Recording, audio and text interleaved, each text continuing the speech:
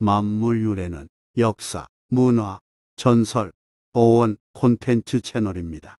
좋아요 및 구독은 알찬 영상 제작에 큰 힘이 됩니다. 고맙습니다. 전설야담, 고맹이 신부를 거부한 노총각. 청실옹실, 단어 어원. 전통 혼례의 경우 신랑 집에서 신부 집에 혼인을 청하고자 예물 보내는 일을 납폐라고 하는데, 이때 청실옹실 명주 실타래를 함에 넣어 보냅니다. 이 청실옹실은 혼례를 마치고 패백을 드릴 때까지 부부가 탄생하는 과정을 지켜주는 수호신 노릇을 하는데, 여기에는 다음과 같은 유래가 전합니다. 옛날에 한 노총각이 길을 가다가 이상한 동작을 하는 호백발 할머니를 우연히 보았습니다. 자세히 살펴보니 그 할머니는 실 2개를 자신의 좌우에 놓고 조심스럽게 양쪽의 실을 연결하여 묶고 있었습니다. 왼쪽에 있는 실뭉치는 파란색이었고 오른쪽에 있는 실뭉치는 붉은색이었습니다. 노총각은 할머니에게 다가가서 물었습니다. 지금 무얼 하시는 건가요? 할머니는 노총각을 한번 쳐다보더니 빙그레 웃으며 남녀의 인연을 맺어주는 것이라고 대답했습니다. 할머니가 예사로운 여느 노인으로 보이지 않았기에 노총각은 자기의 짝이 궁금해서 어떤 여인이냐고 물었습니다. 할머니는 잠깐 망설이더니 건넌 마을 어떤 집의 어린 여자아이라고 알려줬습니다. 그 아이는 몇 살인가요? 당황한 노총각이 나이를 확인하자 할머니는 이제 5살이라고 말해줬습니다. 노총각은 기막혀서 순간 아무 말도 하지 않다가 할머니의 말을 무시하고 가던 길을 가려 했습니다. 하지만 마음이 찝찝해서 그렇게 하지 못하고 그 아이가 사는 집을 찾아갔습니다. 마침 집 앞에 5살 소녀가 있었습니다. 노총각은 주변에 있는 돌멩이를 집은 후 마음으로 미안하다고 말하고는 이내 그 소녀를 향해 3개 던졌습니다.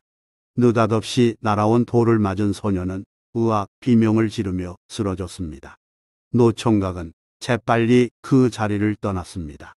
노총각 처지에 소녀의 성장을 기다린다는 것은 상상할 수 없는 일이라 그런 만행을 저지른 것입니다. 그렇지만 노총각은 조급한 마음과 달리 결혼할 짝을 구하지 못했습니다. 오랜 세월이 지나서 노총각은 어렵게 과거에 합격한 후 고을 원님이 되어서야 장가갈 수 있었습니다. 긴장된 혼례식을 마치고 신방에 들어가서 신랑은 비로소 신부의 얼굴을 처음으로 봤습니다. 그런데 양쪽 뺨 이외에 이마 한쪽에도 붉은 연지가 칠해져 있었습니다. 신랑이 이마에 연지 칠한 이유를 묻자 신부는 부끄러워하며 어릴 때 돌에 맞은 상처 자국이 있어 빨갛게 칠했노라 고백했습니다. 그러면서 상처를 감추고 싶어 했습니다. 신랑은 그 말을 듣는 순간 신부가 바로 자기가 돌을 던졌던 어린애임을 알고 충격을 받았습니다. 신랑은 눈물을 흘리며 과거를 고백하면서 신부를 끌어안았습니다. 정말 미안하오. 이후 신랑은 신부와 천생연분임을 깨닫고 진심으로 사랑하며 살아갔다고 합니다. 이 설화에 연유하여 청실옹실은 남녀 결합을 의미하는 동시에 음양의 조화로 여겨져 전통 원래에 사용하게 됐습니다. 그런데 이 청실옹실 혼인 이야기는 중국의 월화노인 설화에서 비롯됐습니다. 당나라 위고가 송송의 어느 허름한 여관에 묵었을 때의 일입니다. 그날 밤 달빛 아래 웬 노인이 큼직한 책을 뒤적이고 있는 모습이 보였습니다. 위고가 다가가 무슨 책이냐고 묻자 노인이 말했습니다. 나는 지금 세상 사람들의 혼보를 보고 있네. 그리고 이 붉은 실은 부부를 맺어주는 끈이라오. 그러면서 노인은 자신이 2사람을 묶으면 결국에는 부부로 결합한다고 말했습니다. 혼보, 즉 남녀의 혼인을 기록한 책이라니 믿어지지 않기에 위고는 자신의 작도 정해져 있냐고 물었습니다. 노인이 그렇다고 대답하자 위고는 그 여인을 보고 싶노라며 길 안내를 부탁했습니다.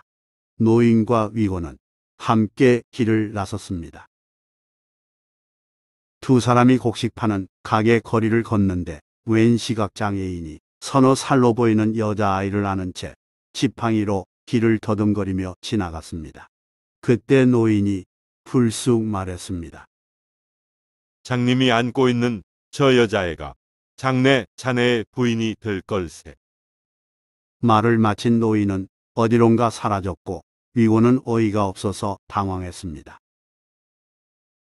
위고는 혹시 노인이 장난치는 게 아닐까 싶어 지나가던 사람에게 돈을 주고 여자애를 찔러 죽이게 했습니다. 위고는 소녀의 비명소리를 들으면서 그 자리를 벗어났습니다. 그로부터 14년 후 위고는 상주자사 왕태의 딸과 결혼하게 됐습니다. 혼인 상대는 17 나이에 뛰어난 미모를 갖춘 미인이었습니다.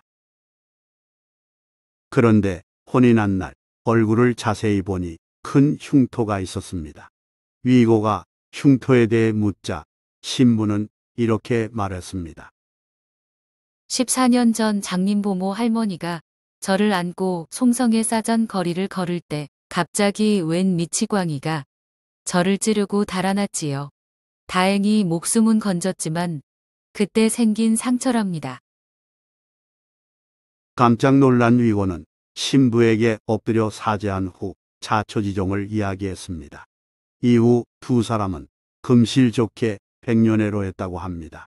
이때부터 월하노이는 중국에서 중매쟁이라는 뜻으로 사용됐습니다. 한편 중국 총각은 신분상 차이 때문에 한국 노총각은 시간적 여유가 없어 천생배필을 거절했지만 결국에는 하늘이 정해준 대로 맺어졌습니다.